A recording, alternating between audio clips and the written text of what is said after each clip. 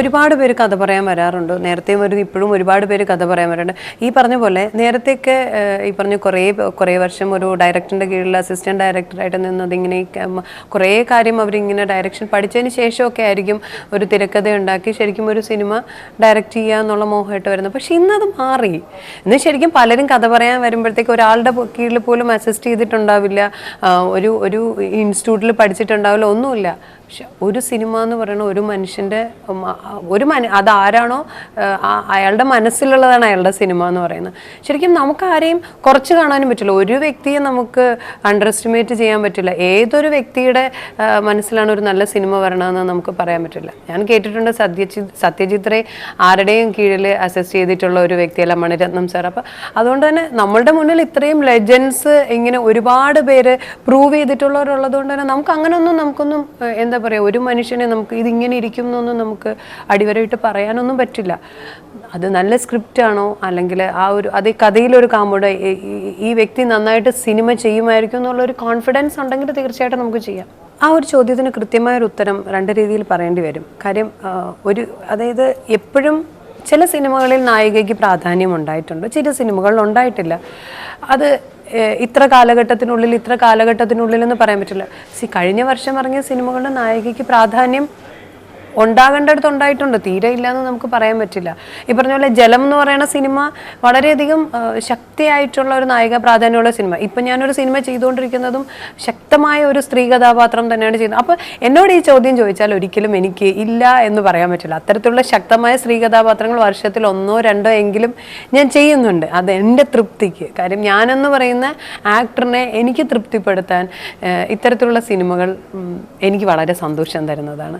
അങ്ങനെയല്ല, നമ്മൾ ചെയ്യുന്ന ജോലിയോട് നമുക്ക് പാഷൻ ഉണ്ടെങ്കിൽ, നമുക്ക് ഒരുപാട് സ്നേഹം ഉണ്ടെങ്കിൽ തീർച്ചയായിട്ടും അവസരങ്ങൾ ഉണ്ടെന്ന് തന്നെയാണ് എനിക്ക് തോന്നുന്നത്. എപ്പോഴും എനിക്ക് എല്ലാ കാലത്തും ഈശ്വരാനുഗ്രഹം കൊണ്ട് സിനിമകൾ നിറയെ ഉണ്ടായിട്ടുണ്ട്. പലപ്പോഴും പല സാഹചര്യങ്ങളിലും ഞാനാണ് ശരിക്കും ഇതിൽ നിന്ന് അകന്നകന്നു പോയിട്ടുള്ളത്. സിനിമയിൽ നിന്ന് എപ്പോഴും എല്ലാ കാലഘട്ടത്തിലും ഒത്തിരി വലിയ വലിയ അവസരങ്ങളിൽ നിന്നും മാറിപ്പോയിട്ടുള്ള ഒരാളാണ് ഞാൻ.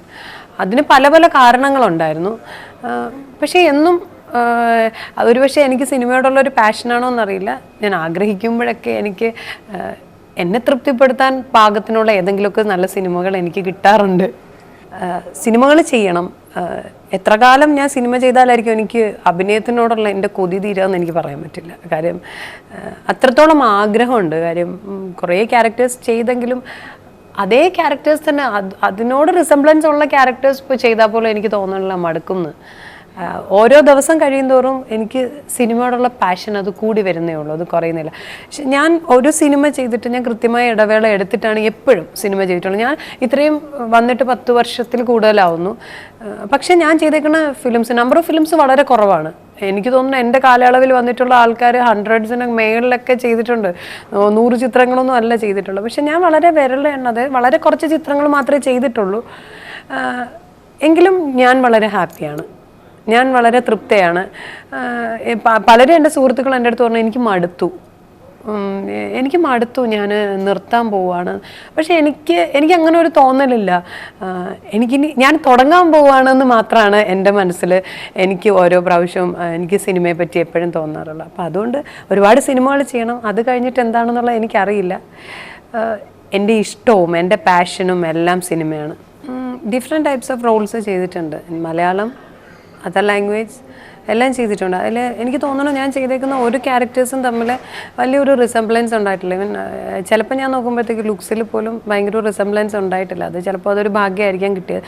പിന്നെ ചിലപ്പോൾ സിമിലർ റോൾസ് കിട്ടുമ്പോഴേ ഞാൻ പലപ്പോഴും എനിക്ക് തൃപ്തി ഉണ്ടെങ്കിൽ മാത്രമേ, എനിക്ക് കംഫർട്ടബിൾ ആയിട്ടുള്ള ടീമും എനിക്കൊരു മാനസിക തൃപ്തി ഉണ്ടെങ്കിൽ മാത്രം സിനിമ ചെയ്യുന്ന ഒരാളാണ്. അല്ലെങ്കിൽ ഞാൻ വീട്ടിലിങ്ങനെ ചടഞ്ഞുകൂടിയിരിക്കുന്ന ഒരാളാണ്.